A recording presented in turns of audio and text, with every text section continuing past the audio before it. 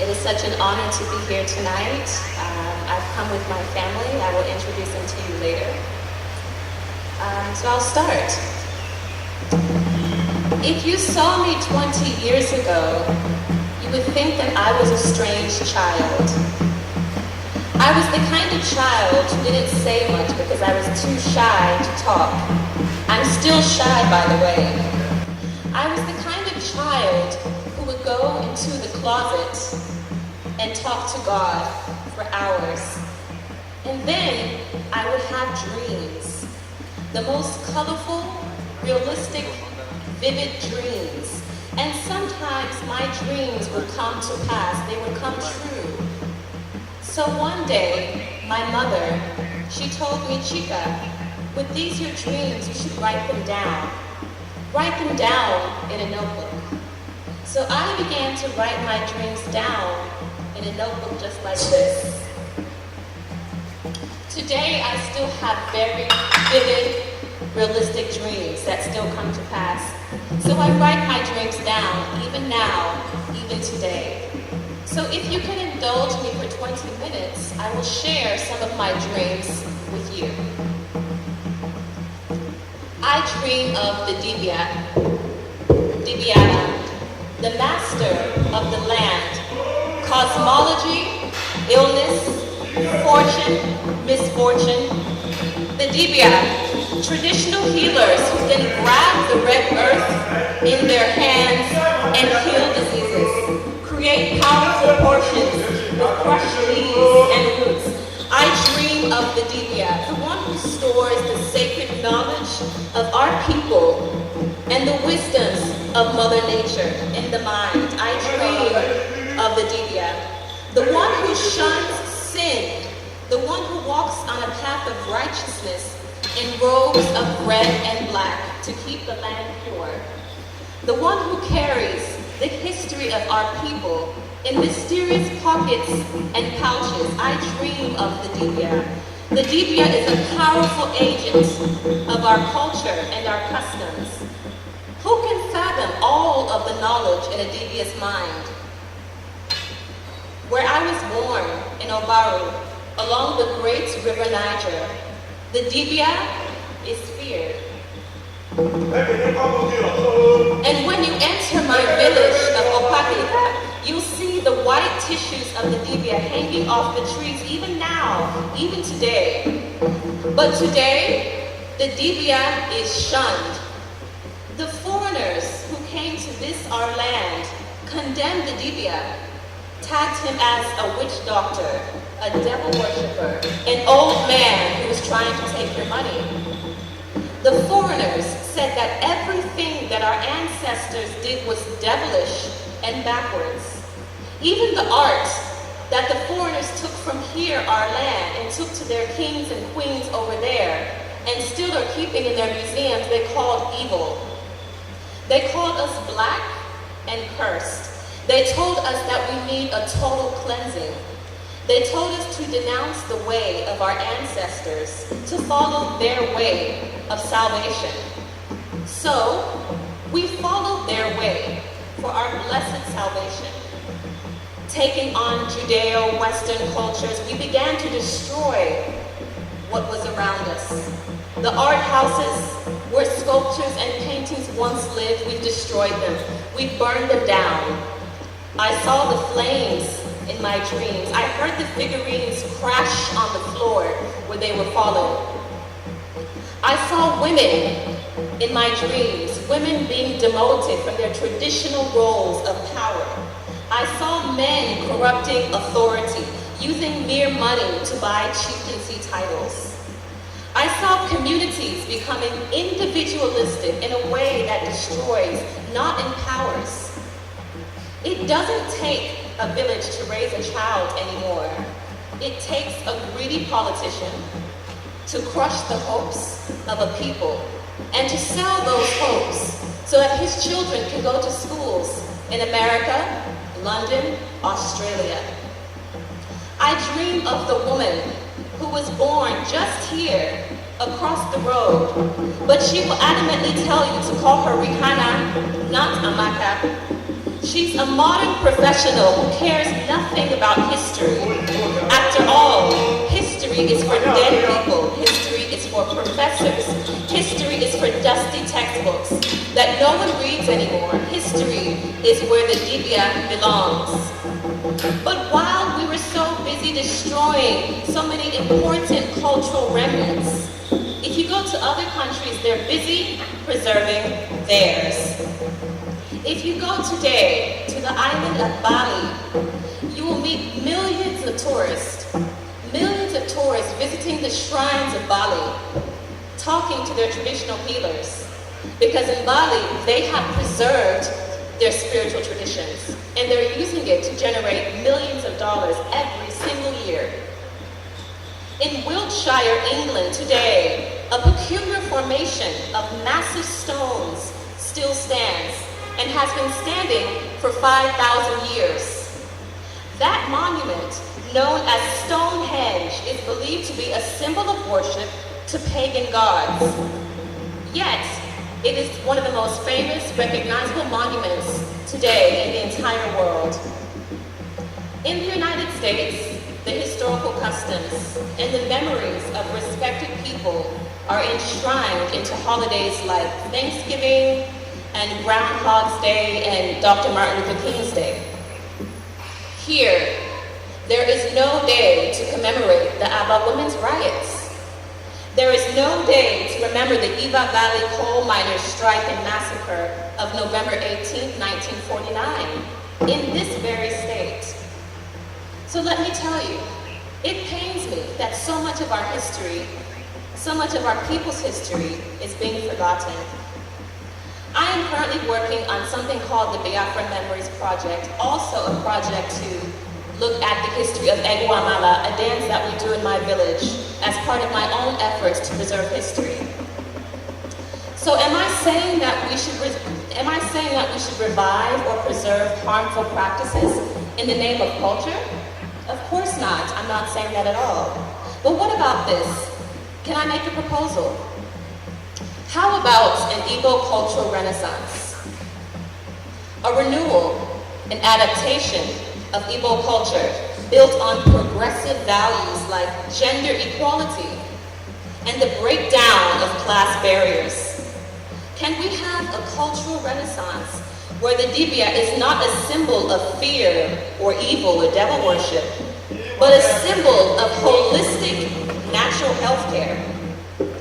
Can we have a cultural renaissance where our language is put on the highest throne? Mama, where is my mama? My grandmother, I can see her right here. Right here. Mama, your daughter, my mother, she and my father, they never taught me Igbo. They never spoke it to me at all. Neither to me, nor my younger siblings. One day I asked my mother, why don't you speak to me in Igbo? Why not? And this is what she said to me. She said, Chika, I don't want you to speak English with an Igbo accent because we live in America.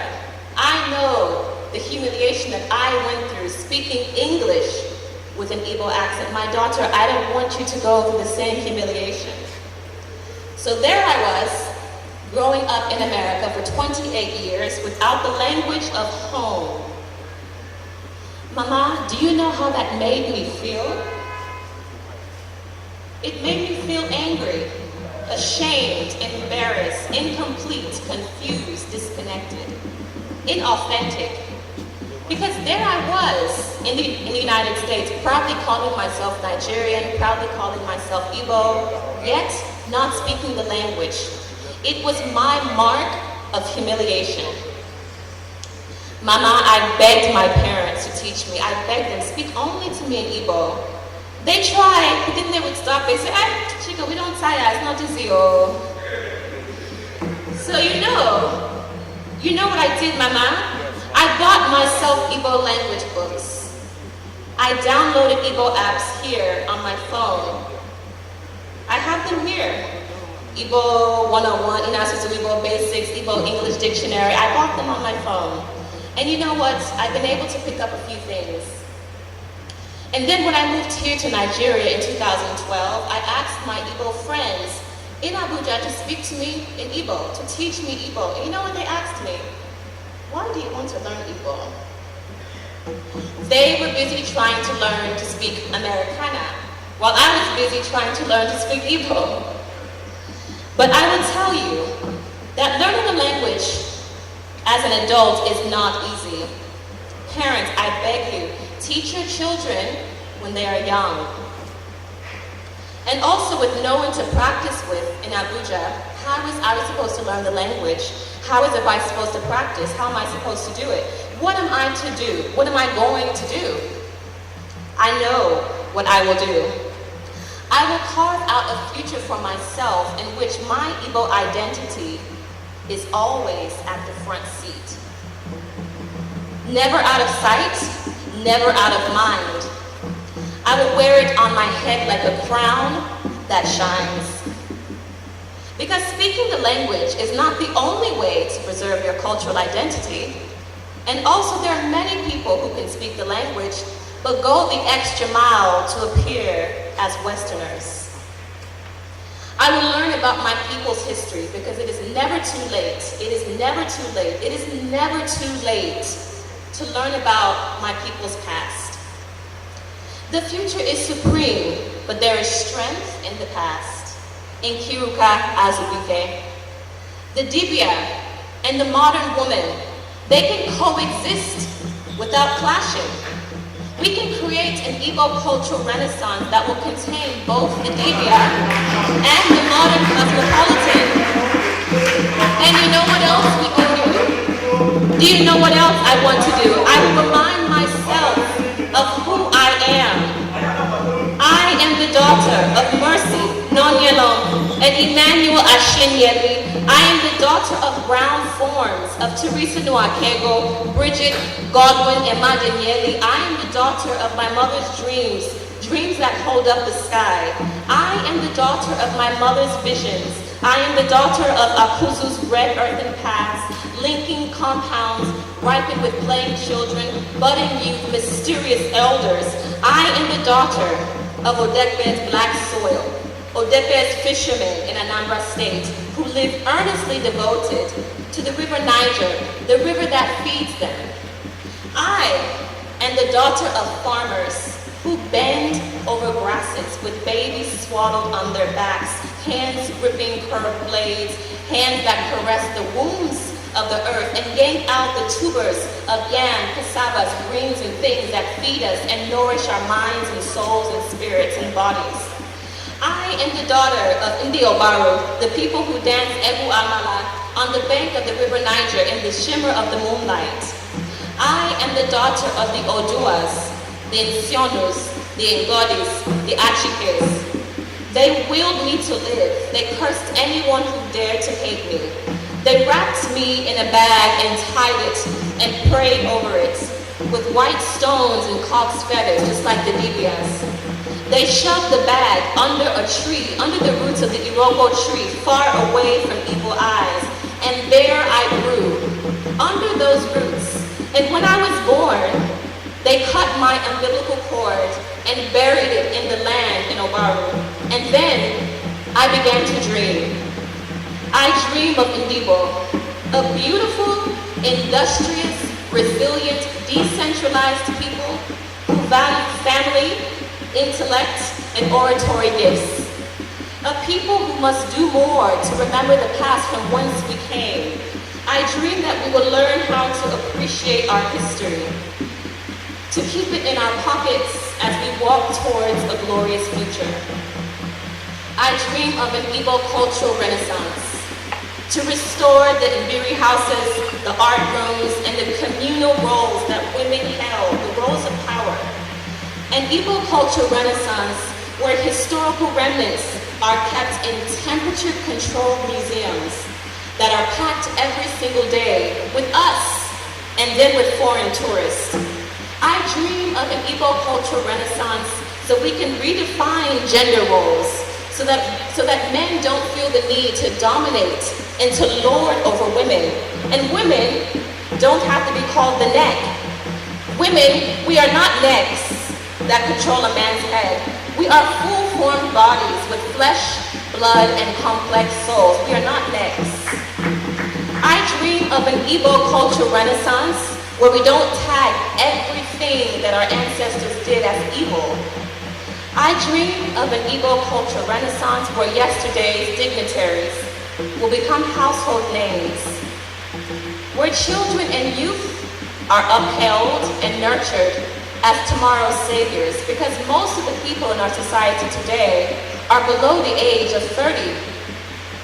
I dream of an Igbo culture renaissance where a chieftaincy title cannot be bought with mere money, but must be earned with good character and philanthropic deeds to society, where it takes a village to raise a child, and communities come together to build schools again and to send children to schools, where our cherished apprentice system, the Igbo apprentice system has reared millionaires. Let us upgrade this apprentice system to incorporate modern technology. I dream of a renaissance where our war dances, our maidens dances, Atilogu, all the dances at Guamana are taught in schools, where our sculptures and our artists are treated like royalty. I dream of a renaissance where a parent will not boast because his child cannot speak Igbo, but will be inspired and burning with shame, a shame that will move that parent to actually do something about the child not speaking their language. A renaissance in which I can talk about the Nigerian Biafran War without being tagged as tribalistic. I want an Igbo cultural renaissance in which I don't have to be less Igbo to be more Nigerian. A renaissance that will undo the stigma of Osu and Ohu and other ancestral markers of inequality and segregation. Because if we want to progress as a people, we must believe within our hearts that all people are created equal. I dream of a cultural renaissance in which a widow does not have to perform a dramatic display of sorrow and suffering because her husband died, while the widower, the man whose wife died, can bury the next day after burying her in the ground. I dream of a renaissance in which we can build lasting diaspora associations that can stand the test of time. I was raised in Atlanta, Georgia, and my family, we were very active in the Obaro USA Association. Going to these parties, for me, it was a beautiful thing. This is where I saw masquerades for the first time, and masquerades were so scary, so terrifying. There was one particular party we went to, and a masquerade was chasing me, and I can remember running, and I thought, my God, this monster is going to eat me. So I ducked under the table and prayed for the masquerade to go away. So these parties were very important for me, these Igbo association parties in the United States. This is where I met other Igbo children, Igbo American children. I played with them, I learned their names. And in these associations, I was able to shape my identity. But that association, the Obaro USA Association, is falling apart. There has not been any substantial move to incorporate youth in the leadership. And this is happening in Igbo diaspora associations all over the world. If you go to the UK, if you go to other parts of Europe, if you go to, of course, Australia, Igbo diaspora associations are falling apart. Clashing egos, internal strife, and the hectic life of Western livelihoods are creating rifts within these associations, causing them to fragment and become dysfunctional and inconsequential. It makes me sad because I know the impact that these diaspora associations had in my life. So I dream of a renaissance, an Igbo cultural renaissance, where a thriving Igbo association will exist in every major city in the entire world. A renaissance in which a successful Igbo person doesn't feel threatened to see another Igbo person rising to the top. A renaissance where Southeast Nigeria will be a world-class hub of creativity, scholarship, meritocracy, and innovation. This is what I dream. This is my dream, an Igbo cultural renaissance. So how can this dream manifest? It's not easy. We're all busy with our day-to-day lives, chasing work, chasing money, chasing good shelter. Trust me, I know. But we can do this. How about this? How about if all of us in this room promise to ourselves to read a book every 6 months, a book about Igbo history, Igbo culture? We can start there. How about we patronize Igbo language apps and programs? I want to give a shout out to Yvonne Mbanefo. She's watching this right now via live stream on the internet. And she has created an array of Igbo language tools that I have been using and have been very, very helpful. How about we go to our villages and we ask our elders what life was like when they were younger, and also ask them to give us wisdom so that we can go into a better future for ourselves. How about each of us go to the Center of Memories, which is not far from here, or even to go to the Biafra War Museum in Umuahia, Abia State? We can do this. And then when this Renaissance kicks off, I will come back right here speaking fluently in Igbo to you people. And when this NKIRUKA, AZUBUIKE, when I was a child, my mother told me to write down my dreams. I dream of meeting my ancestors in heaven when I die, thanking them for their contributions to my life. I will never forget them. I will never forget the blood that they put in my veins. I will ask them to help the living to walk towards a glorious future, towards an Igbo culture renaissance that we can all be proud of. Now, when I was a child, some of my dreams, many of them actually came to pass. They came true. So I hope, it is my sincere prayer, that these dreams that I have just shared with you will also come to pass. Thank you so much for listening to my dreams.